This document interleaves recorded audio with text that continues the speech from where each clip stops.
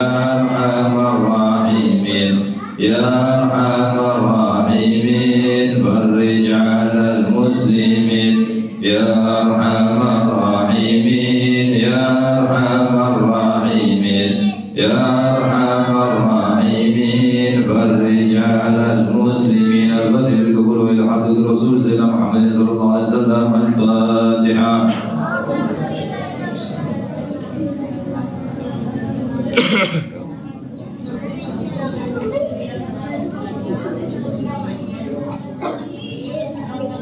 Amin ya Allah ya Rahman ya Rahim wa taqabbal minna innaka as-sami'ul 'alim wa tub 'alaina ya Maulana innaka antat-tawwabur rahim. Sallallahu alaihi wasallam Muhammadin bin Bashir ummah wa ala alihi wasallam tasliman katsiran. Alhamdulillah rabbil alamin. Assalamualaikum warahmatullahi wabarakatuh. Alhamdulillah wassalatu wassalamu ala Rasulillah Sayyidina Muhammad ibn Abdillah wa ala alihi wa ashabihi wa man wala wa la hawla wa la quwwata illa billah. Nawaitu ta'allum wa ta'lim wa ifada wal istifada wal hadda ala tamassuki bi kitabillah wa sunnati rasulih wa tilalata ala al-huda wa du'a ila al-khairi al-mardati wa thawabi. Hadirin jamaah, bapak-bapak, ibu-ibu, jamaah Masjid An-Nur Kapling Melati yang dimuliakan oleh Allah Subhanahu wa taala. Malam hari ini insyaallah kita lanjutkan pelajaran kita, yaitu syarah hadis Jibril sampai kepada ucapan Al-Habib Zain bin Ibrahim As-Samit. Qala al-mu'allif rahimahullah wa nafa'ana bihi wa bi 'ulumihi fid dharain amin ila an qala wa asma'uhu sallallahu alaihi wasallam katsiratun. Nah, ini sudah dibahas ya. Nama-namanya bagi Nabi Muhammad minggu kemarin sudah kita bahas. Sekarang mukhtasaru siratihi sallallahu alaihi wasallam, ringkasan sejarah perjalanan hidup bagi Nabi Muhammad sallallahu alaihi wasallam. Jadi ini diceritakan secara ringkas. Kalau secara panjang sehari semalam nggak selesai cerita tentang baginda Nabi Muhammad sallallahu alaihi wasallam. Ini diringkas oleh beliau tentang perjalanan hidup atau sejarah daripada baginda Nabi Muhammad sallallahu alaihi wasallam. Kanat wiladatuhu sallallahu alaihi wasallam di Makkah yaumal Itsnin amul fil fi syahri Rabiul Awwal. Baginda Nabi sallallahu alaihi wasallam, beliau kelahirannya di kota Makkah. Ini ya ijma ulama, nggak ada yang khilaf bahwasanya baginda Nabi sallallahu alaihi wasallam dilahirkan selain di kota Makkah. Jadi baginda Nabi sallallahu alaihi wasallam ya dilahirkan di kota Makkah.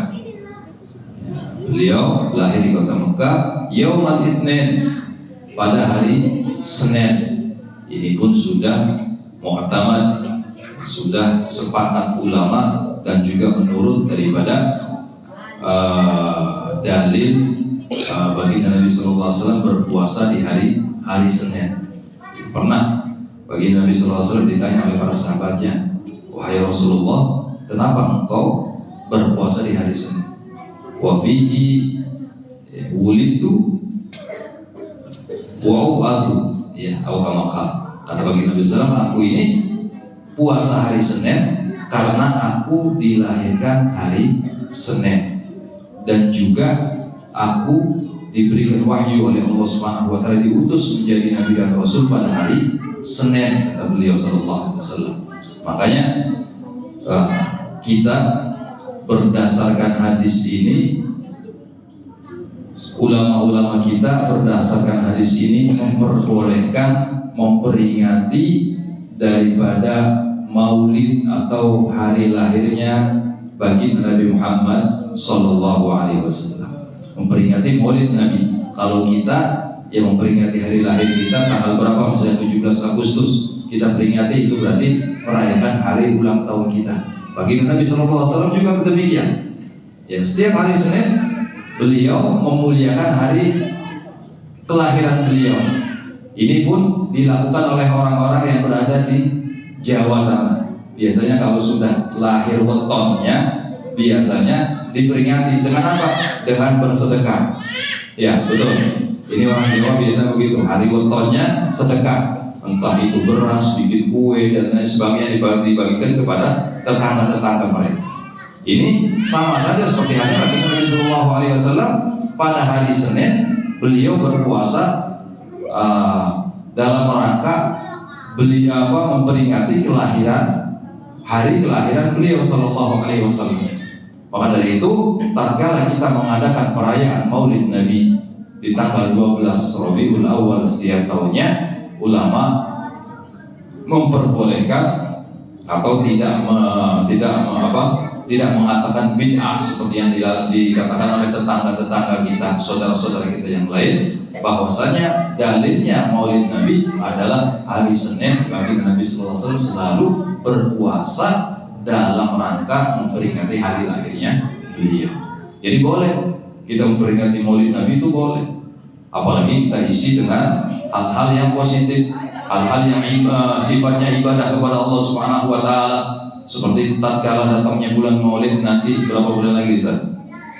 Kira-kira 2 bulan lagi ya. Ini sudah masuk Muharram, Safar, Rabiul Awal. Biasanya ya kita kaum muslimin khususnya di Indonesia ini memperingati Maulid Nabi Sallallahu Alaihi Wasallam serentak di mana-mana.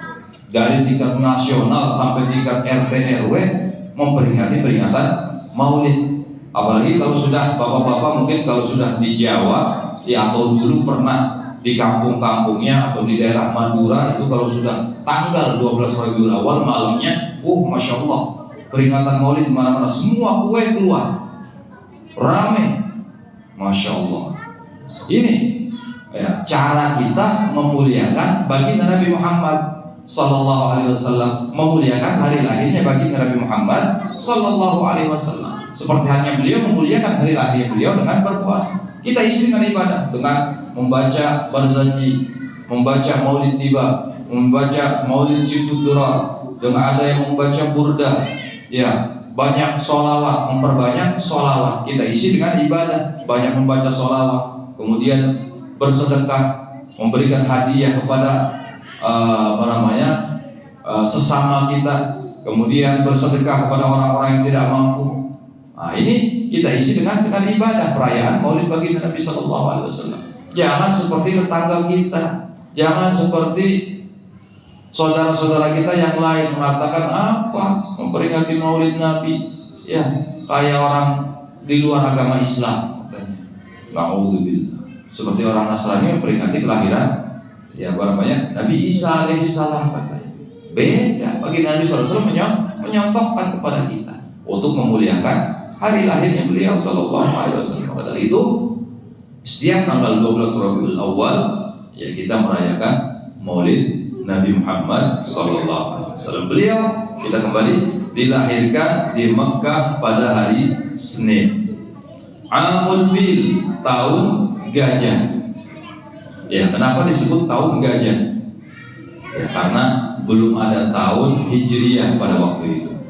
Orang Arab biasanya nyebut tahun ini tahun paling gampang. Di situ ada kejadian apa? Itulah dijadikan patokan. Waktu itu tentara Abraham menyerang ke kota Mekah dengan menggunakan pasukan gajah. Makanya dikatakan tahun gajah. Nah, ini 632 Masehi kalau di kalender Masehi. Beliau dilahirkan di tahun gajah. Kenapa kok tahun tersebut dinamakan tahun gajah? Jadi ceritanya demikian.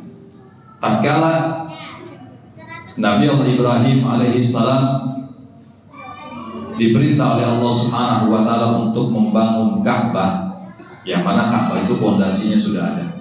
Kemudian setelah selesai, Nabi Allah Subhanahu wa taala, orang raja di negeri Yaman, banyak orang datang ke kota Mekah. Ada apa di Mekah? Ternyata diteliti ada Ka'bah, peninggalan Nabi Allah Ibrahim alaihissalam. Kemudian si Abraha ini gak terima, pengen orang-orang itu gak usah ke Mekah tapi ke negerinya. Akhirnya dibangun gereja yang sangat besar oleh Abraha. Dibangun gereja yang sangat besar oleh Abraha sehingga atau agar orang datang ke Yaman, bukan datang ke Mekah. Akhirnya sudah dibangun, tahu-tahu tetap sepi. Yang ramai yang ramai tetap Mekah. Akhirnya si Abraha ini berniat untuk menyerbu Mekah dan menghancurkan Ka'bah. Dia mempersiapkan pasukannya, di antaranya pasukan bergajah dengan ratusan gajah. Dia bawa dari negeri Yaman menuju ke Mekah, karena Yaman dengan Mekah ini satu daratan, enggak dipisah oleh lautan, satu daratan. Sampai ke Mekah, sebelum masuk kota Mekah, dia berkemah di pinggiran kota Mekah, di satu lembah di pinggiran kota Mekah. Dia berkemah, mempersiapkan diri, mempersiapkan pasukannya di lembah tersebut. Kemudian dia mengambil ternak-ternaknya penduduk Mekah. Ada kambing, orang lagi aman kambing dirampas, orang lagi aman onta dirampas, sehingga orang Mekah merasa terganggu, termasuk kakek daripada baginda Nabi SAW, Abdul Muthalib, yang mana beliau punya 100 onta yang digembalakan oleh orang lain, dirampas oleh Abraha. Kemudian si Abraha satu hari sebelum menyerang Ka'bah memanggil utusannya untuk pergi ke kota Mekah, memanggil Abdul Muthalib, yang mana Abdul Muthalib pada waktu itu beliau yang memegang kunci Ka'bah, beliau yang memegang daripada pelayanan tamu-tamu yang ada di kota Mekah. Dipanggil Abdul Muthalib. Akhirnya Abdul Muthalib menghadap Abraha, ditanya. Kata Abraha, Abdul Muthalib, besok aku ingin menghancurkan Ka'bah. Apa permintaan terakhirmu? Kata Abraha.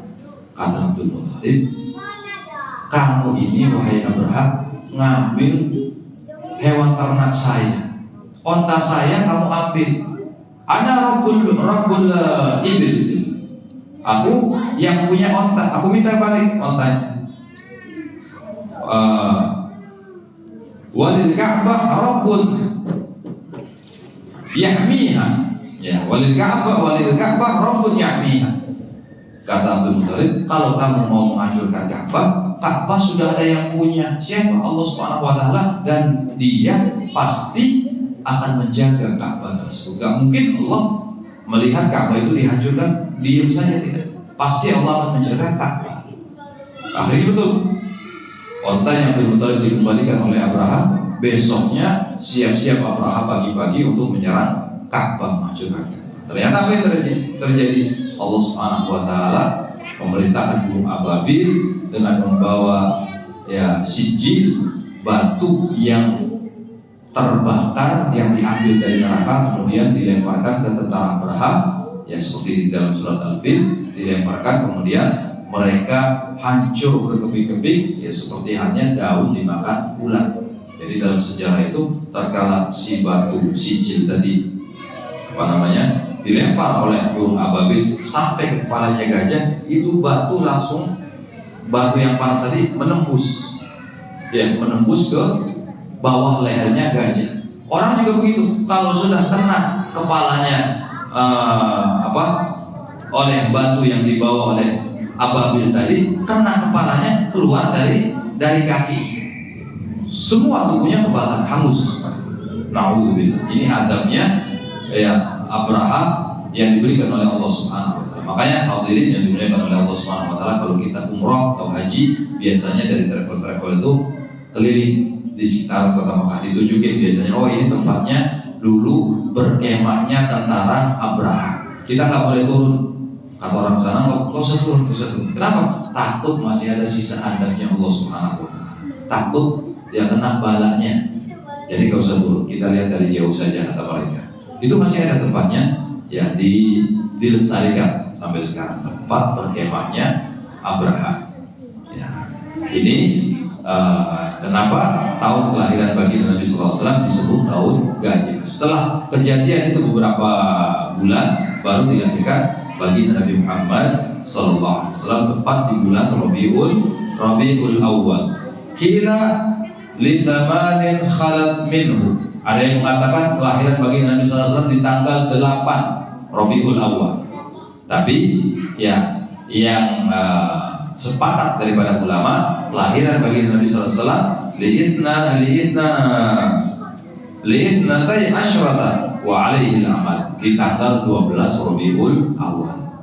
Ya, ini yang muktamad, pendapat yang kuat di tanggal 12 Rabiul Awal. Kalau pendapat yang 8 Rabiul Awal itu pendapat yang lemah. Yang pendapat yang kuat, kelahiran bagi Nabi Shallallahu Alaihi Wasallam di tanggal 12 Rabiul Awal. Wa wulida Shallallahu Alaihi Wasallam makhtuna, dan bagi Nabi Shallallahu Alaihi Wasallam tatkala dilahirkan sudah sunat, ya sudah disunat, sudah dikhitan, ya nggak usah nunggu kelas 5, kelas SD, ya nggak usah nunggu dipegangin sampai nangis-nangis anak-anaknya, enggak. Ya ini bagi Nabi begitu dilahirkan langsung disunat, ya sudah makhtuna, sudah dikhitan. Ya kadang di antara kita juga ada, tapi kalau di antara kita ini disunat sama jin contohnya. Ya ada yang begitu dulu di kampung. Tapi kalau ini bagi Nabi SAW dari Allah Subhanahu Wa Taala dilahirkan sudah dalam keadaan khitan. Bahkan dalam maulid makhtunan, makhulan, maktu'as surah. Bagi Nabi SAW tatkala dilahirkan sudah dalam keadaan dikhitan, dalam keadaan pakai celak mata, kemudian user-usernya ari-arinya sudah terputus. Ya bagi Nabi SAW nggak pakai digunting pakai bidan sama bidan, nggak, langsung sudah putus bersih. Dan bahkan di dalam riwayat bagi Nabi SAW tatkala dilahirkan Siti Aminah tidak mengeluarkan darah setetes pun. Gak ada seperti wanita-wanita zaman sekarang, Bu. Kalau melahirkan, kalau nggak darah, ketubannya pecah duluan. Bahkan ada ya yang melahirkan luar biasa, saking traumanya ngeden semuanya keluar. Ya kalau ibu-ibu ada yang begitu, semuanya keluar. Ketuban pecah, darah keluar, air kencing keluar, bahkan ya sampai mencret-mencret pun ada. Ya. Kalau sudah melahirkan ini udah nggak berasa apa-apa sudah, saking paniknya. Ya, tapi bagi Nabi Shallallahu Alaihi Wasallam tatkala dilahirkan oleh Siti Aminah radhiyallahu taala anha, tidak ada darah yang keluar daripada rahim beliau walaupun setetes. Itulah bagi Nabi Muhammad Sallallahu Alaihi Wasallam manusia yang paling mulia. Wakila khatanahu jadduhu yawma sabi'ihi. Ada yang mengatakan pendapat bahwasanya di hari ke-7 bagi Nabi SAW dikhitan oleh kakeknya Abdul Muttalib. Ini pendapat yang lemah. Tapi pendapat yang kuat yaitu tatkala dilahirkan bagi Nabi SAW sudah dalam keadaan khitan. Wa arda'athu Thuwaibatul Aslamiyah jariyatu Abi Lahab ba'da ma arda'athu ummuhu nahwa 3 ayyam. Kemudian bagi Nabi Shallallahu Alaihi Wasallam disusui oleh Thuwaibah al-Aslamiyah. Waktu bayi, bagi Nabi SAW sebelum disusui oleh Halimah, disusui dulu oleh Thuwaibah al-Aslamiyah, budaknya Abu Lahab. Ya Abu Lahab, karena Abu Lahab ini adalah pamannya bagi Nabi Shallallahu Alaihi Wasallam. Bagi Nabi Shallallahu Alaihi Wasallam tatkala dilahirkan, ayah beliau Abdullah, adiknya Abu Lahab sudah wafat duluan, sehingga bagi Nabi SAW ya dilahirkan dalam keadaan yatim. Siti Aminah mengandung besar, suaminya tidak ada, sehingga saudara-saudara bapaknya ya Abdullah, saudara-saudara suaminya Abdullah ini ya ikut perhatian, termasuk Abu Lahab ini perhatian kepada Siti Aminah, sehingga memutus budaknya yang bernama Thuwaibah untuk mendampingi Siti Aminah di rumahnya, mengawasi Siti Aminah. Kalau sudah lahir kata Abu Lahab, ya jam berapapun Abu Jahal, Abu Lahab, ya kata Abu Lahab. Karena memang orang Arab kalau diberikan anak laki-laki atau keponakan laki-laki itu bangga. Ya, kalau diberikan anak perempuan, ya dibunuh, dikubur hidup-hidup. Ya, karena mereka menganggap perempuan itu membawa aib. Seperti hanya Sayyidina Umar bin Khattab radhiyallahu taala anhu, pernah tatkala beliau menjadi khalifah, duduk di bawah pohon, tahu-tahu ketawa, tahu-tahu menangis, sampai pengawalnya bingung, tanya kepada Umar bin Khattab, "Ya Amirul Mukminin, kenapa engkau tertawa kemudian menangis?" Dijawab oleh Umar bin Khattab, "Iya, dulu Ya, aku tertawa ini ingat dulu saat aku ini sering membuat patung dari kue, dari adonan kue, adonan roti, aku susun, ada kepalanya, ada tangannya, ada kakinya, aku sembah, kemudian aku makan. Habis disembah dimakan, hidungnya diambil makan, kupingnya diambil dimakan. Ini yang membuat aku tertawa, atau Umar bin Khattab. Dan yang membuat aku sedih karena dulu karena aku tidak tahu, aku di zaman jahiliyah, aku punya anak perempuan yang aku kubur hidup-hidup. Dulu, ya kata beliau, tatkala istriku hamil tua, aku pergi berdagang ke negeri Syam. Kalau sudah ke negeri Syam, 3 bulan itu baru balik. Ternyata tatkala pulang, istrinya sudah melahirkan. Dilihat oleh Umar bin Khattab, tahu-tahu ya didandanin pakaiannya pakaian laki-laki, sehingga dia menyangka anaknya itu laki-laki, padahal anak perempuan. Sudah sampai berapa tahun, 3-4 tahun, diajak anaknya ini oleh Umar bin Khattab berburu. Nah, ayo ikut bapak berburu. Ikut naik kuda. Tatkala di tengah jalan, bilang sama abahnya, "Bah, berhenti dulu, kenapa? Aku mau pipis," kata anaknya. Turun si anak, tahu-tahu pipis jongkok seperti pipisnya anak perempuan. Penasaran Umar bin Khattab, dilihat ternyata perempuan. Pulang Umar bin Khattab, hampir saja istrinya dibunuh oleh Umar bin Khattab. Kemudian diambil cangkul, pergi lagi dengan anaknya ke luar kota Mekah. Dia gali lubang. Tatkala gali lubang, sudah cukup untuk mengubur anaknya. Anaknya suruh lihat. Nah, coba ada apa di lubang? Didorong, kemudian dikubur hidup-hidup. Nah, ini yang membuat Sayyidina Umar bin Khattab menangis karena beliau pernah mengubur daripada anaknya di zaman jahiliyah. Ya, jadi orang Arab itu kalau sudah dikasih anak laki-laki atau keponakan laki-laki, gembira, bangga dengan anak laki-laki. Sehingga Abu Lahab memerintahkan Thuwaibah budaknya untuk mengawasi kelahirannya Siti Aminah. Thuwaibah, kata Abu Lahab, kalau lahir laki-laki kasih tahu aku jam berapa saja, gedok ketuk pintu rumahku. Akhirnya betul, sebelum subuh dilahirkan baginda Nabi SAW, Thuwaibah langsung berlari menuju rumah Abu Lahab, mengetuk pintu rumahnya, kemudian dibuka pintu, mengatakan bahwasannya keponakannya telah dilahirkan laki-laki. Langsung seketika itu kata Abu Lahab, "Thuwaibah, anti hurrah, engkau aku merdekakan wahai Thuwaibah." Langsung dimerdekakan oleh Abu Lahab. Nah, makanya Abu Lahab ini, yang kemudian Thuwaibah ini menjadi ibu susunya baginda Nabi Muhammad SAW. Ya, makanya makanya Abu Lahab ini di dalam syairnya Imam Suyuti dikatakan, ingkana hubbuka ingkana hadza kafiran ja'a damuhu bitabbat yadahu fil jahim mukhallada ata fi kulli ithnaini yukhaffafu anhu al-adab lis-sururi bi ahmada. Fama dhannu bil abdi alladhi tala umruhu bi Ahmad maulud bi Ahmad masrura wa mata muwahhida. Kata Imam Suyuti, ini Abu Jahal saja, orang yang kafir, enggak memeluk agama Islam. Ya, tatkala dia gembira dengan kelahiran keponakannya laki-laki yang namanya Muhammad, yang nggak tahu nantinya akan menjadi musuhnya. Ya, kemudian dia memerdekakan budak Thuwaibah untuk menyusui keponakannya yang namanya Muhammad tadi. Ya, dia dengan gembiranya seperti itu diringankan adabnya oleh Allah Subhanahu wa taala setiap hari Senin. Bahkan ada riwayat mengatakan, ya Abu Lahab ini setiap hari Senin, ya di jempolnya ini dimasukkan ke mulutnya, keluar air susu. Nah, ini ada riwayat mengatakan demikian. Ada yang mengatakan adabnya diringankan oleh Allah Subhanahu wa taala karena senangnya dengan kelahiran baginda Nabi Muhammad SAW.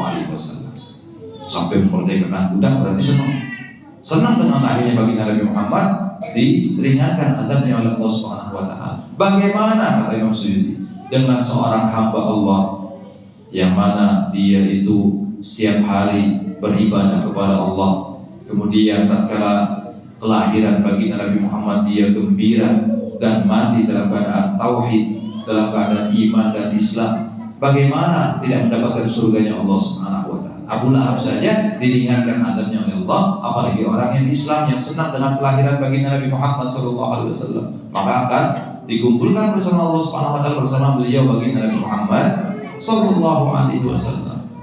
Nah, ini ya Abu Lahab senang dengan kelahiran baginda Nabi Muhammad SAW sehingga memerdekakan Thuwaibah, dan Thuwaibah dijadikan ibu susuannya baginda Nabi Muhammad SAW setelah disusui oleh ibunya 3 hari. Jadi setelah lahir disusui dulu oleh ibunya Siti Aminah 3 hari, kemudian disusuin ya nyambung kepada Thuwaibah. Ya, Thuwaibah berarti ibu susunya baginda Nabi Muhammad SAW. Tsumma arda'athu Halimatus Sa'diyah. Kemudian diteruskan lagi, ya, diteruskan lagi oleh siapa? Disusui baginda Nabi SAW oleh Halimatus Sa'diyah. Wa akmalat radha'ahu, dan sempurna 2 tahun ya disusui baginda Nabi Muhammad SAW oleh Halimatus Sa'diyah. Karena memang kebiasaan orang Arab kalau sudah punya anak biasanya orang-orang Arab pinggiran, orang-orang Badui ya yang dia bahasanya masih asli itu pergi ke kota Mekah. Orang-orang kayanya biasanya kalau punya anak dititipkan kepada mereka untuk disusui sampai umur berapa tahun, kemudian dikembalikan lagi kepada orang tuanya. Biasanya demikian, biar dididik mendapatkan bahasa-bahasa yang asli, bahasa Arabnya tidak tercampur dengan bahasa-bahasa luar. Makanya ditaruh di kampung-kampung anaknya orang Arab. Itu kebiasaan orang Arab. Jadi baginda Nabi SAW juga ya disusukan kepada Halimatus Sa'diyah. Jadi ceritanya tatkala rombongan daripada Bani Sa'ad ya, kampungnya Siti Halimah tadi, ada rombongan datang ke kota Mekah. Ya, semuanya datang ke kota Mekah. Ada yang memakai kuda, ada yang memakai menunggang kuda, ada yang pakai keledai yang cepat. Cuman Halimatus Sa'diyah ini orang miskin, sama suaminya pakai keledai yang sudah sakit-sakitan. Sampai ke kota Mekah, terakhir yang lain udah dapat anak, tinggal Halimatus Sa'diyah nggak dapat anak susuan. Akhirnya cari, dapat di rumahnya Abdul Muttalib, kakek baginda Nabi SAW. Kemudian dikasih, wahai Halimah, maukah kau menyusui cucuku ini, seorang anak yatim? Kata Siti Halimah sama suaminya, udahlah, nggak apa-apa, daripada kita jauh-jauh datang dari Bani Sa'ad ke Mekah nggak dapat anak susuan, terima aja. Akhirnya diterima oleh Halimatus Sa'diyah, dibawa baginda Nabi SAW oleh Halimatus Sa'diyah pulang ke Bani Sa'ad. Ya. Tatkala berangkatnya si keledainya Halimah ini, apa cari wong Jawa, apa istilahnya? Alon, ya. Jalannya ini sangat pelan. Tahu-tahu pulangnya ngibrit, cepet. Keledainya pulangnya cepet. Yang lain kesusul semua oleh keledainya Halimah, sampai kaget. Orang-orang kampung yang ikut rombongan tadi kaget, kok Halimah berangkatnya belakangan, pulangnya cepet ini. Ada apa dengan keledainya? Ternyata apa? Ternyata keledainya yang menjadi lebih kuat tatkala ditunggangi oleh baginda Nabi Muhammad SAW yang waktu itu masih dalam keadaan bayi. Ini yang disebut irhasa. Irhasa itu mukjizat yang Allah berikan kepada baginda Nabi Muhammad sebelum baginda Nabi Muhammad menjadi Nabi dan Rasul. Ini namanya irhasa, keistimewaan yang Allah berikan kepada baginda Nabi Muhammad SAW. Jadi keledai Halimah jalan lebih cepat daripada sebelumnya, sampai duluan nyampe ke kampungnya. Kemudian yang tadinya miskin, ya Halimatus Sa'diyah miskin, kambingnya kurus-kurus, tanahnya nggak tumbuh tanaman. Tatkala mengasuh baginda Nabi Muhammad SAW, ya kambingnya jadi gemuk semuanya. Orang kampung kambingnya kurus, dia kambingnya paling gemuk. Yang lain kebunnya banyak yang mati, punya Halimatus Sa'diyah subur. Ini berkat beliau mengasuh baginda Nabi Muhammad sallallahu alaihi wasallam. Ya, beliau diasuh oleh Siti Halimah, disusui oleh beliau ya selama sampai umur 2 tahun. Ya. Kemudian wa syaqqa sadruhu syarif fi sanati tsalitsah aw ar-rabi'ah min maulidihi, dan baginda Nabi sallallahu alaihi wasallam ya dibelah dadanya di umur 3 tahun tepat tatkala masih dalam asuhan Siti Halimatus Sa'diyah. Lagi main-main baginda Nabi sallallahu alaihi wasallam dengan kawan-kawannya, tahu-tahu ada dua malaikat datang menjelma sebagai manusia. Datang kepada baginda Nabi sallallahu alaihi wasallam, kawan-kawan lainnya kabur semuanya. Dibikin orang asing mau nyulik, tahu-tahu malaikat Jibril, kemudian malaikat Mikail. Kemudian merebahkan baginda Nabi sallallahu alaihi wasallam, kemudian dibelah dada baginda Nabi sallallahu alaihi wasallam, dibersihkan ya apa yang ada di dalam dada baginda Nabi sallallahu alaihi wasallam. Dalam kitab Maulid dikatakan dicuci dengan air Zam-Zam, bagian-bagian manusiawinya yang bisa ditempati oleh syaitan dibersihkan oleh malaikat-malaikat Allah Subhanahu wa taala atas perintah Allah. Tapi di dalam kitab Maulid Al-Habsyi ya dikatakan baginda Nabi sallallahu alaihi wasallam dibelah dadanya, bukan dibersihkan karena baginda Nabi sudah bersih, kata beliau Habib Ali Habsyi, tapi beliau ditambah cahaya oleh Allah Subhanahu wa taala dan ditambah ilmu serta hikmah oleh Allah Subhanahu wa taala. Nah, ini penghormatan Al-Habib Ali Al-Habsyi kepada kejadian dibelahnya dada baginda Nabi Muhammad sallallahu alaihi wasallam. Jadi baginda Nabi Muhammad sallallahu alaihi wasallam ini dibelah dadanya, ada yang mengatakan 3 kali, ada yang mengatakan sampai 4 kali. Tatkala pertama umur 3 tahun, kemudian yang kedua tatkala menerima wahyu, kemudian ketiga tatkala ingin melakukan perjalanan Isra Mi'raj. Ada pendapat lain mengatakan 4 kali tatkala baru dilahirkan baginda Nabi sallallahu alaihi wasallam, sudah dibersihkan dadanya oleh Allah Subhanahu wa taala, hatinya oleh Allah Subhanahu wa taala. Ada yang mengatakan 4, ada yang mengatakan 3. Tapi di dalam kitab Maulid disebutkan 3 kali. Ya, tatkala umur 3 tahun, kemudian tatkala ingin menerima wahyu dari Allah Subhanahu wa taala umur 40 tahun, kemudian tatkala ingin diperjalankan oleh Allah Subhanahu wa taala Isra dan Mi'raj. Jadi di umur 3 tahun baginda Nabi sallallahu alaihi wasallam dibelah dadanya oleh malaikat Jibril, ya dibersihkan apa yang ada di dalam hati beliau sallallahu alaihi wasallam. Ada yang mengatakan di tahun ketiga, di umur 3 tahun, ada yang mengatakan di umur 4 tahun. Wa fi sanati tsalisah kanat wafatu ummi, dan di umur 6 tahun meninggal ibunda beliau Siti Aminah radhiyallahu taala anha. Tatkala Siti Aminah yang bersama beliau berziarah ke makam ayahnya di kota Madinah. Karena Abdullah ayah baginda Nabi dikuburkan di perkuburannya Bani Khuza'ah, ya Bani Khuza'ah di kota Madinah. Karena neneknya baginda Nabi sallallahu alaihi wasallam, istri daripada Abdul Muttalib ini ya orang Madinah. Sehingga Abdullah tatkala ke Madinah meninggal dikuburkan di sana, baginda Nabi sallallahu alaihi wasallam bersama ibu-ibundanya berziarah untuk berziarah kepada ayahnya. Tatkala pulang sakit, Siti Aminah sakit, kemudian meninggal dan dikuburkan di satu kota namanya Abwa. Ya, sampai sekarang kuburan Siti Aminah masih ada, cuma tidak terpelihara. Ya, tidak terpeliharanya apa? Situ di samping-sampingnya ada tidak diurus oleh pemerintah Saudi, tidak diurus karena ya di samping-sampingnya ini bengkel, tempat buang oli dan lain sebagainya. Nah, ini tidak terurus.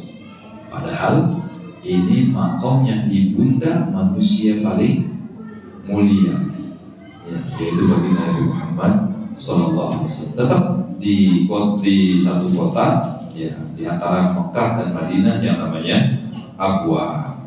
Ya, kemudian wa kafalahu jadduhu Abdul Muttalib. Kemudian baginda Nabi sallallahu alaihi wasallam tatkala wafat ibundanya langsung diasuh oleh kakeknya Abdul Muttalib. diasuh. Setelah wafat Abdul Muttalib, kemudian dilanjutkan oleh paman beliau Abu Thalib. Ya, Abu Thalib ya adalah orang yang biasa, pembesar Quraisy, tapi beliau orang miskin. Ya, beliau hidup di rumahnya Abdul Muttalib bersama istrinya Abdul Muttalib, bibi beliau namanya Fatimah. Ya, namanya Fatimah. Kemudian dengan Sayyidina Ali. Makanya bagi Nabi SAW, tatkala punya anak perempuan yang terakhir bungsu, dikasih nama Fatimah, diberi julukan Ummu Abiha. Diberi julukan Ummu Abiha, ibu daripada ayahnya. Maksudnya seperti apa? Karena ya ibu asuhnya bagi Nabi Muhammad SAW juga namanya Fatimah. Istrinya Abu Thalib, ibunya Sayyidina Ali itu namanya Fatimah. Jadi ditempelkan nama ibu asuhnya ini kepada putri beliau Sallallahu Alaihi Wasallam, Siti Fatimah, kemudian menjadi istri daripada Sayyidina Ali bin Abi Thalib. Ya. Ini sedikit sejarah bagi Nabi Muhammad Sallallahu Alaihi Wasallam. Ini masih banyak, masih panjang. Insya Allah kita lanjutkan di perjumpaan yang akan datang. Barangkali ada pertanyaan, monggo dipersilakan tentang kelahiran bagi Nabi Muhammad Sallallahu Alaihi Wasallam. Kalau nggak ada, insya Allah ini sering kita dengar cerita-cerita tentang kelahiran bagi Nabi Sallallahu Alaihi Wasallam. Ini bentar lagi kita bulan Maulid, ya mudah-mudahan kita diberikan umur panjang oleh Allah Subhanahu Wa Taala dan juga bisa memuliakan baginda Nabi Muhammad dengan memperingati kelahiran beliau, sehingga kita mudah-mudahan kelak mendapatkan syafaat daripada baginda Nabi Muhammad Sallallahu Alaihi Wasallam. Amin ya rabbal alamin. Ya Rabbana i'tarafna bi annana i'tarafna wa annana asrafna la nadha ashrafna fatub alaina tawbah taghsil li kulli hawbah wastur lana al-awrati wa amin ar-rawati waghfir li walidina rabbi wa mauludina wal ahli wal ikhwani wa sairil khillani wa kulli dhi mahabba aw jiratin aw sahbah والمسلمين أجمعين. آمين ربي أسمع فضلا وجودا منا لا باكتساب منا بالمصطفى الرسول نهضى بكل سهول صلى وسلم ربي عليه عد الحب وآله وصحبه عداد الدش الصحب والحمد للإله بالبدء والتناهي. ربنا بما أنزلنا ربي أنت الذي ينفعنا ربي وقنا وقربتنا في دنيا والقدر المتضرع ربي وفقنا وبكل ما تقضي قال بالكرم وارزق القرآن الدائم وخلات فعلا ونحضر بالخير ونكبر كل شر. ربنا استعنا كل شؤون وغير وغير بالله من الديون وقت أن ربنا كل ديون قبل أن تأتينا رسل من ونرمي الدين وصلاة تكون مسدار وصلاة الله تكشف المصطفى من الحق دعانا ورفع بكتاب بلنا الشيشبا وعلى نكرم الشرف وعلى صحب المصاب الغرار. اللهم اهدنا بهداك واجعلنا ممن نزلوا في رضاك قال والدنا وليا سواك ولا تجعل من خلف امرك وعصاك واسمنا الله ونعم الوكيل والحمد ولا قوة الا بالله العلي العظيم. صلى الله على سيدنا محمد وعلى اله وصحبه وسلم. الحمد لله رب العالمين. Kurang lebih mohon maaf. Allahumma fiqh ila min tariq. Assalamualaikum warahmatullahi wabarakatuh. Waalaikumsalam warahmatullahi wabarakatuh.